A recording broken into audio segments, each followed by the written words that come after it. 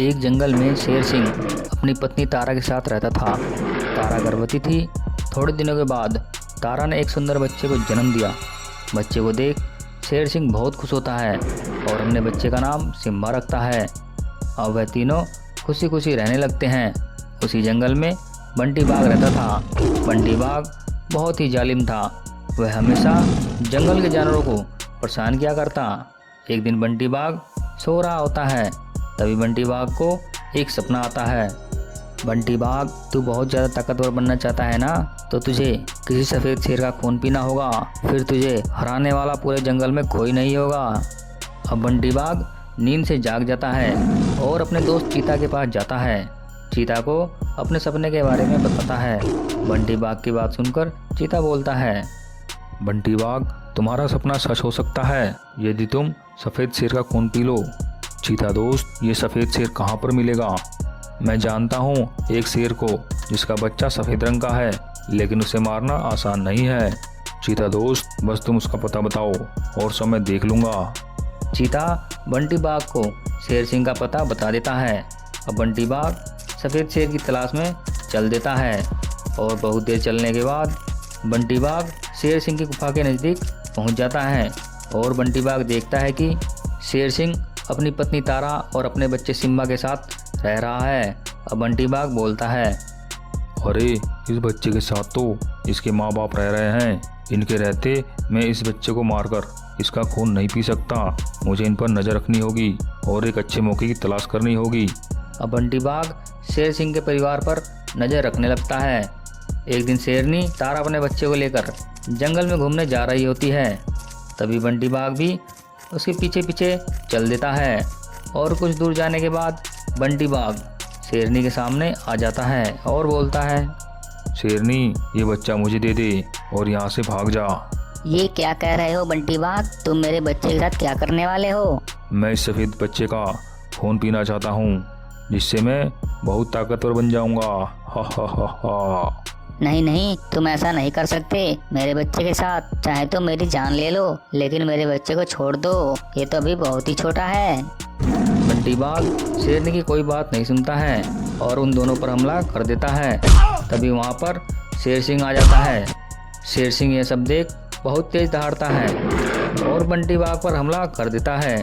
शेर सिंह के हमले से बंटी बाघ घायल हो जाता है और अपनी जान बचाकर वहाँ से भाग जाता है और भागते हुए बोलता है, मैं फिर लौट कर आऊँगा और सिम्बा शेर का खून पीकर मैं सबसे ताकतवर बन जाऊँगा।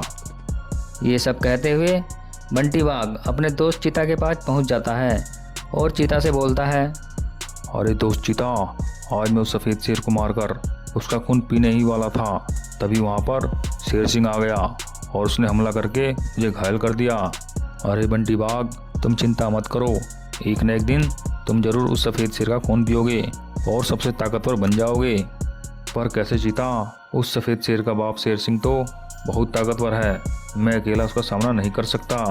बंटी बाघ, मैं एक ऐसे तांत्रिक बाबा को जानता हूँ जो तुम्हें अपनी जादू शक्तियों से बहुत बड़ा बना देंगे। जल्दी बताओ दोस्त, वो तांत्रिक बाबा कहाँ पर मिलेंगे?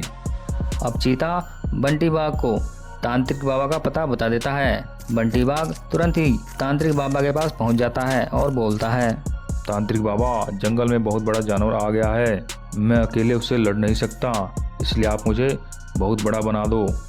बंटी बाघ की झूठी बातों में आकर तांत्रिक बाबा अपनी शक्तियों से बंटी बाघ को बहुत बड़े शरीर में बदल देते हैं। और बंटी बाघ बहुत ही खुश होता है और वहाँ से चल देता है और थोड़ी देर में शेर सिंह के जंगल में पहुँच जाता है और जंगल में घूम रहे जानवरों को मारने लगता है। तब ये घोड़ा तेजी से भागता हुआ शेर सिंह के पास जाता है और बोलता है, महाराज महाराज, वह लौट आया है। उसका शरीर तो बहुत बड़ा हो गया है और वह जंगल के जानवरों को मार रहा है। कौन लौट आया है जो जंगल के जानवरों को मार रहा है? महाराज, बंटी बाघ लौट आया है और वह जंगल के जानवरों को मार रहा है। घोड़े की बात सुनकर शेर सिंह को बहुत गुस्सा आता है।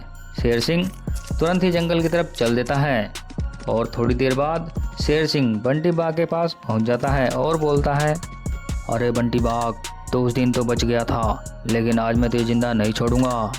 अरे शेर सिंह, मेरी तुमसे कोई दुश्मनी नहीं है, बस तुम अपने बच्चे को मुझे दे दो, मैं उसका खून पीकर चला जाऊंगा और मैं जंगल में सबसे ताकतवर बन जाऊंगा। बंटी बाघ, तू ऐसे नहीं सुधरने वाला। अब आखिरी बार तो अपने भगवान को याद कर ले, क्योंकि अब तू मेरे हाथों मरने वाला है। चल देख लेते हैं कौन किसको मारता है। बंटी बाघ की बात सुनकर शेर सिंह को बहुत गुस्सा आता है। अब दोनों में लड़ाई होने लगती है। थोड़ी देर में बंटी बाघ शेर सिंह को घायल कर देता है और बोलता है, शेर सिंह जा, भाग जा, मैंने तेरी जिंदगी बख्श दी, आज तो मैं तेरे बेटे सिम्बा का खून पीऊंगा। हा हा हा हा। अभी बंटी बाघ इतना बोल ही रहा होता है, तभी वहाँ पर शेर सिंह का दोस्त जादुई शक्ति वाला बाघ मानव आता है।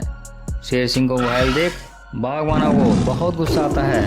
बाघ मानव अपनी जादुई शक्तियों से बंटी बाघ पर हमला करता है और उस बंटी बाघ को वहीं पर मार देता है। बंटी बाघ के मरते ही शेर सिंह बाघ मानव का धन्यवाद करता है। अगर आपको हमारी ये वीडियो पसंद आई हो तो प्लीज़ सब्सक्राइब कीजिए, लाइक कीजिए और कमेंट कीजिए।